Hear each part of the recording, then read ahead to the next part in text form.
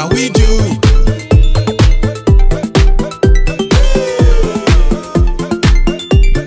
Black Girls YouTube too. Hey guys, my name is #BlackGirlsYouTube2 and I attend Howard University, as a lot of you know. So with that being said, I know if you're on Twitter, if you're on Instagram, if you're on Facebook, if you even watch the news, you've seen my university trending worldwide. We've been trending for a couple of days now, actually, and the reason why is because of a big scandal that we have afoot. Now, a lot of people have been DMing me asking what's going on. Could I give my perspective as a graduating senior? And then, of course, some people have even reached out to me and asked if am I involved in some way, shape, or form. And so I want to clear up some things. I don't know the entire story. I don't think anybody knows the entire story. And so I'm only going to give out the facts. I'm going to give you guys some links and some resources. You can do your own research and come to your own conclusion. But for the most part, I just want to be transparent. Because I know a lot of you do watch because you want to go to an HBCU, you want to go to Howard University, and so you deserve to know the things that are happening on our campus. So there have been alleged stories of embezzlement happening in our financial aid office here at Howard University. One of the most famous ones that has been going around and around, you've probably seen memes, GIFs, heard interviews of a young man by the name of Tyrone Hankerson. He's been accused of stealing almost $429,000 from the financial aid office. So next question you'll ask is, well, how are you able to pull off something like that without being Joanne the scammer? They've said that since he worked in the financial aid office, he was just giving himself grants, loans, and scholarships every semester, which eventually equaled up to $429,000. So then the next question is, how do you know that something's wrong with that? Well, if it's true, at Howard University, we have a certain budget that we're not allowed to go over. You have a certain amount of money, which is like the cost of attendance, that you can't go over. So even if you get scholarships and an overabundance of scholarships, it can't go over the cost of attendance. So for instance, in 2015, when I was a sophomore, I think I told you guys I was awarded the BT scholarship, which was $10,000. Now, I didn't get to see all $10,000 because that would have put me over the cost of attendance. I had already paid for my semester. So that money that I got from the scholarship would have been extra, would have come to me in a refund check. So almost $2,000 of it I didn't get to see because, again, it would have put me over my budget. So I had to learn all about this world of financial aid that I knew absolutely nothing about. And that's why people are so upset about this scandal. How was his account going over the cost of attendance every single semester and nobody was noticing it? Tyrone has been interviewed by Rollins Martin, and in the interview he claims that he is innocent. His lawyer was present and spoke for him in the majority of the interview to say that, you know, he's a great student, he's studied abroad, worked in the financial aid office, and he earned all of the money that he was awarded. I don't know the truth. I don't know what's false.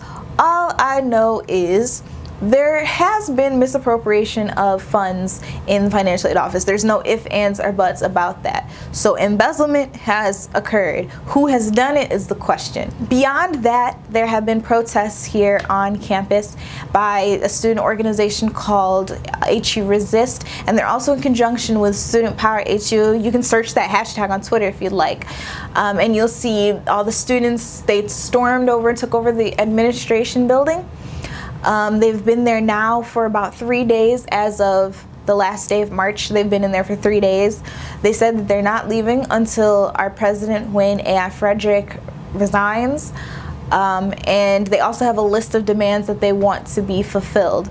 Some of those demands include things like figuring out the housing crisis that we've had. There are a number of students that still don't have anywhere to live, even though Howard University says that they must and are required to provide housing for undergrad students under the age of, I believe, 21. The resignation of President Frederick, the resignation of the Board of Trustees. There are also some demands in there that will help students who have faced sexual harassment or sexual sexual assault on this campus and have not received justice from it, or do not feel safe attending this university anymore, but need to finish their degree, and a number of other things. They are clearly listed. They're posted on the administration building. I'll leave a link to their list of demands in my bio if you'd like to look over them. My response to HE Resist is that I'm actually really happy that there are some students who are so selfless that they're willing to give up nights of rest in their dorm. They're willing to face the repercussions and, you know, face everything that's happening on social media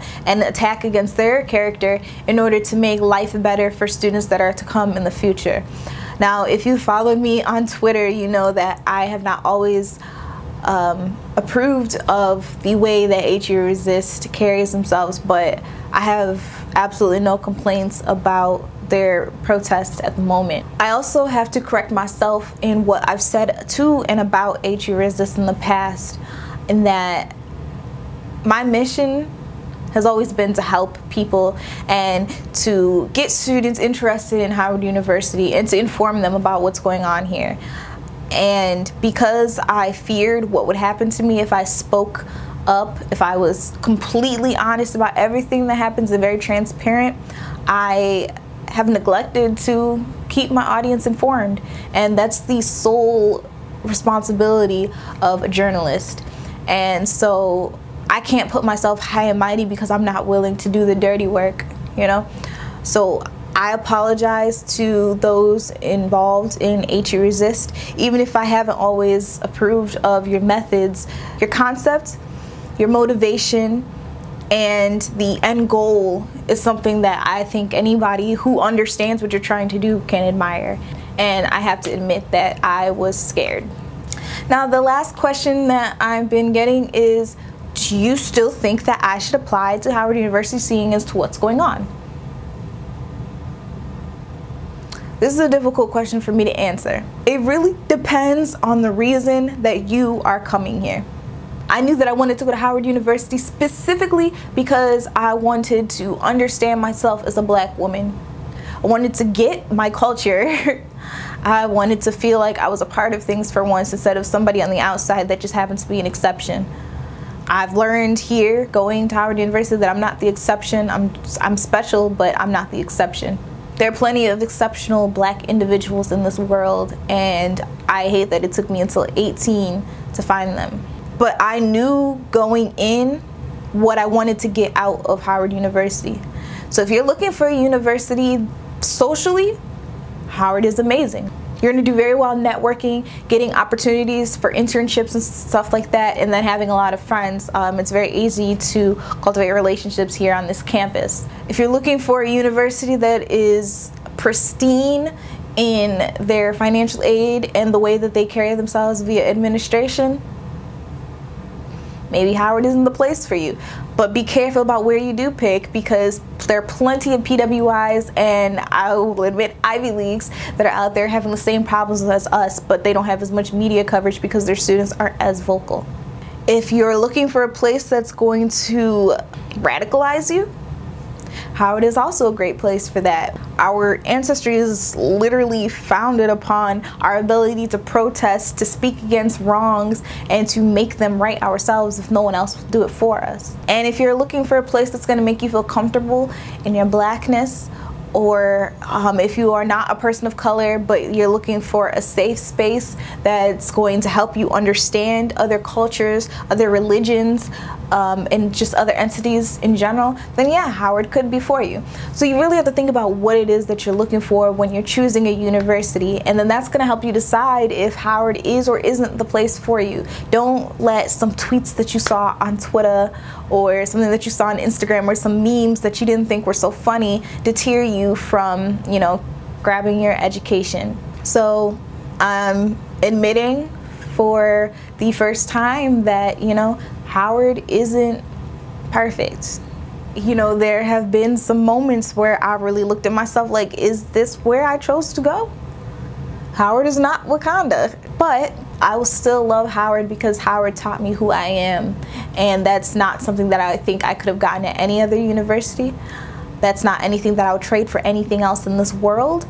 And that's something that I'm going to be able to carry with myself for the rest of eternity, even when I go on into my graduate schooling. So look up the hashtags, hashtag Student Power HU, hashtag HU Resist, and look up the trending topic, Tyrone Hankerson, and maybe you'll laugh a little bit. This has been Black Girls YouTube 2, and you know I do it for